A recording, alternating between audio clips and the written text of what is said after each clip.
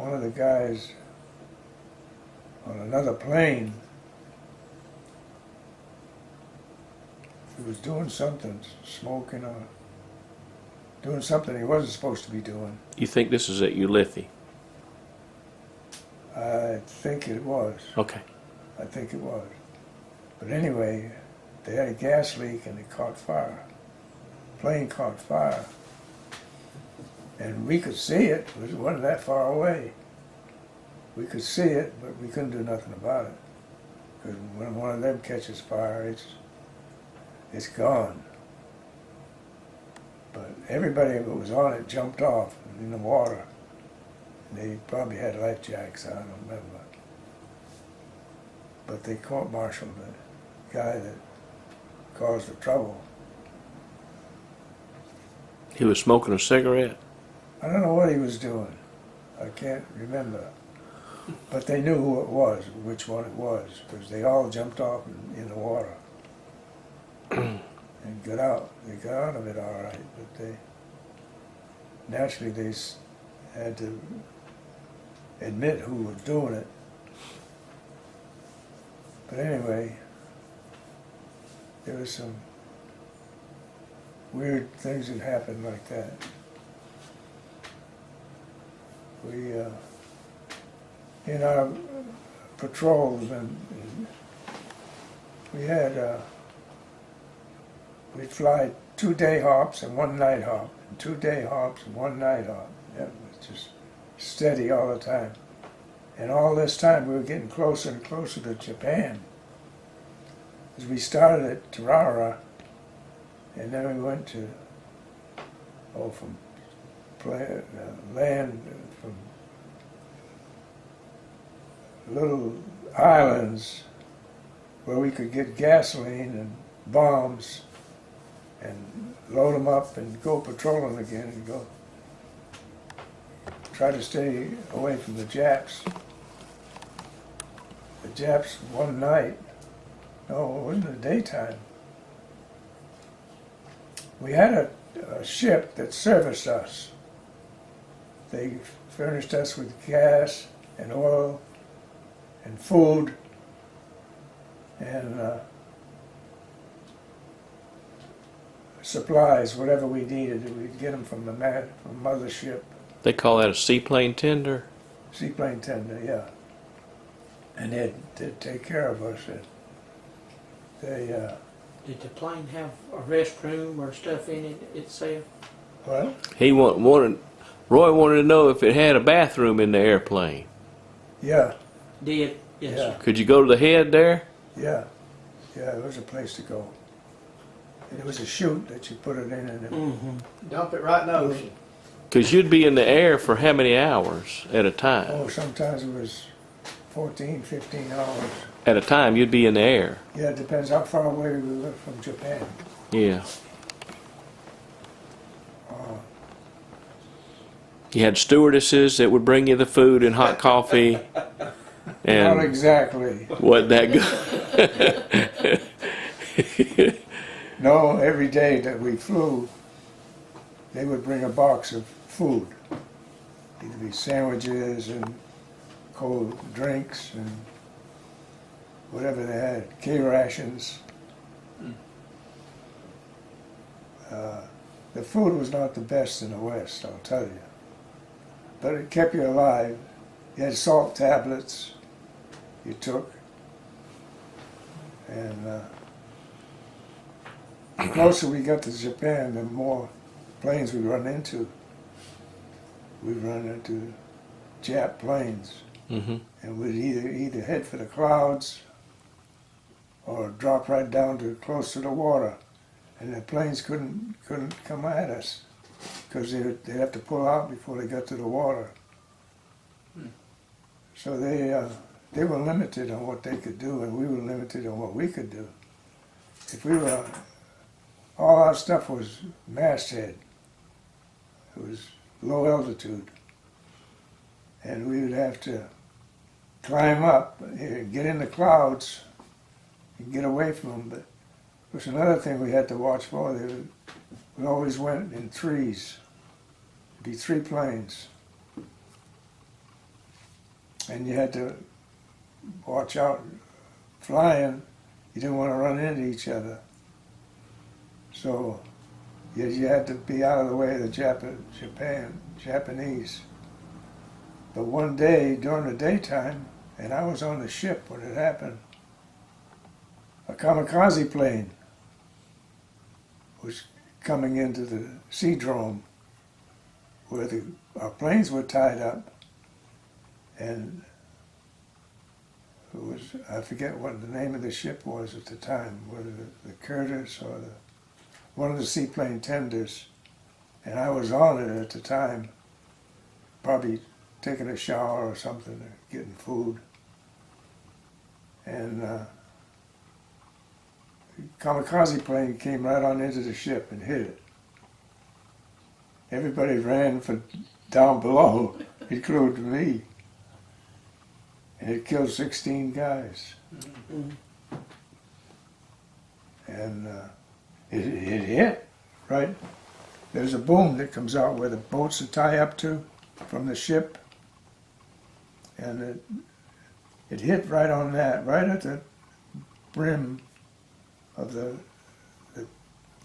ship, and it fell over and went right on into the ship. And Was that early war or mid-war, you think? We're close to Japan with these kamikazes, so we're talking 1945 already. Oh, that's late. yeah, probably. I forget now where they started. Did you ever get shot down, Mr. Yeah. Baker? What happened there was we were flying off the coast of Japan, and there's Kyushu is the southernmost. So you're flying off Kyushu. I've been there, so Kyushu, yeah, I know where you're at. yeah. Well, we were at Kagoshima on Kyushu. Okay. Kagoshima was the city, and there was a Japanese prison camp there at Kagoshima. And there was a pilot that was down. I think he was a British pilot in a fighter plane. He was down in the Kagoshima Bay. And we were going to go in and get him because we could land in the water. And we were coming in for a landing.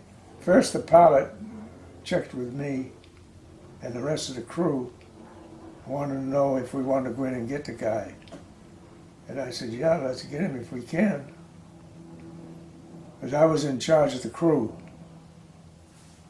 And it was up to me to take information from the pilot and send it to the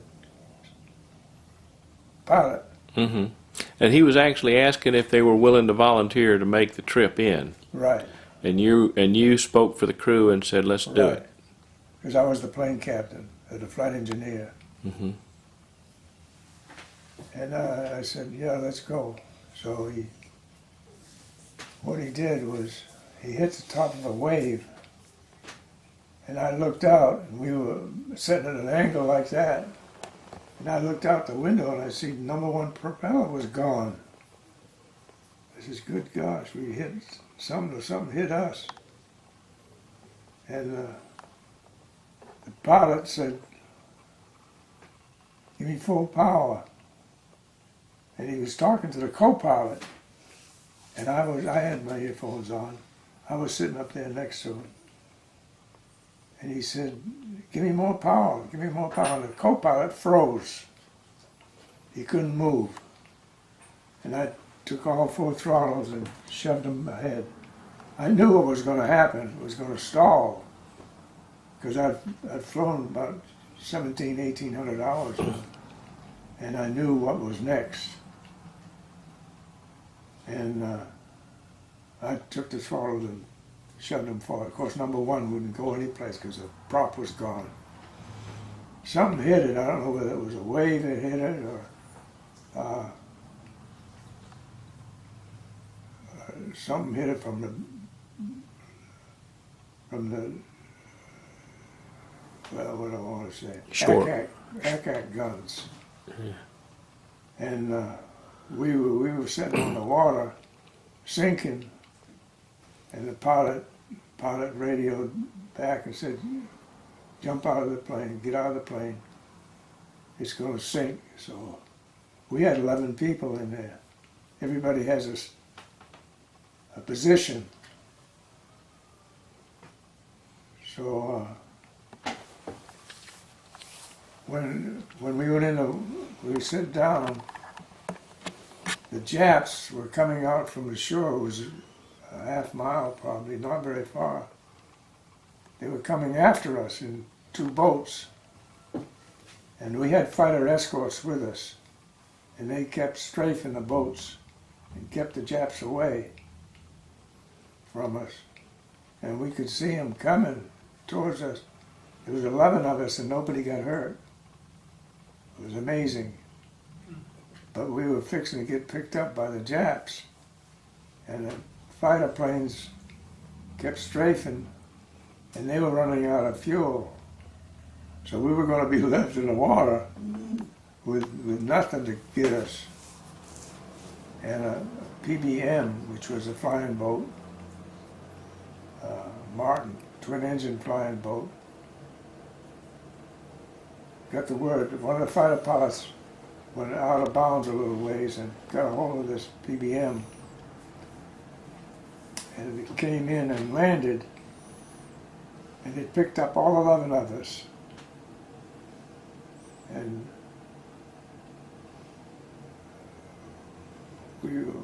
all 11 of them, including the pilot that was shot down.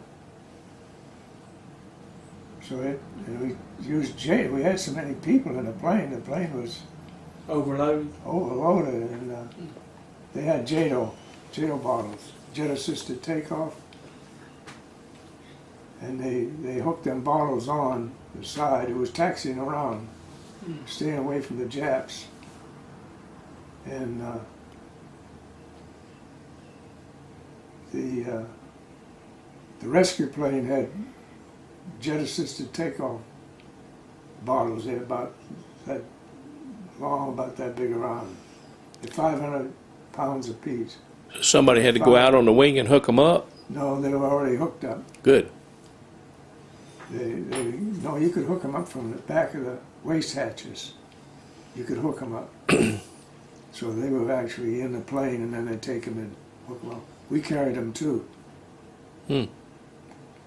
Or any emergency, or if we were overloaded, the pilot could just flip a switch and they would accelerate and put you.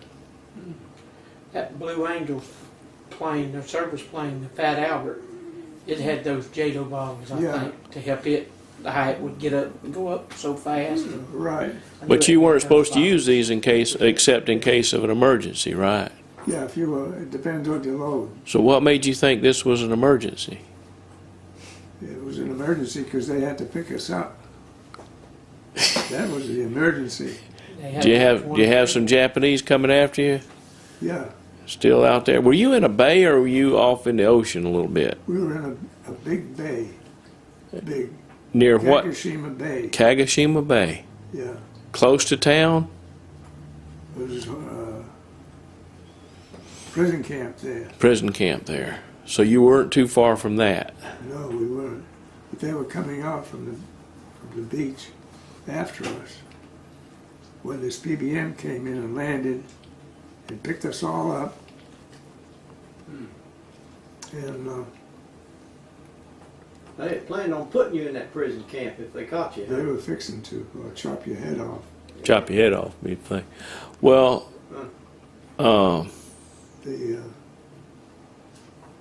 go ahead. Go ahead. Anyway, they got us all aboard this rescue plane. They had a good rescue system. They either pick you up with an airplane or a submarine or PT boats. These were all part of the rescue squadrons. When we got airborne, the pilot was headed for for our ship to bring us back home. And the pilot was coming down and greeting everybody, you know, naturally. He wanted to see who he picked up. And of all things, one of the pilots that picked us up was from my hometown. He lived 2 houses away. Eddie Sullivan was his name. How about that? He was one of the pilots, not the pilot, but one of the pilots. And he, of course, he seen me right away, and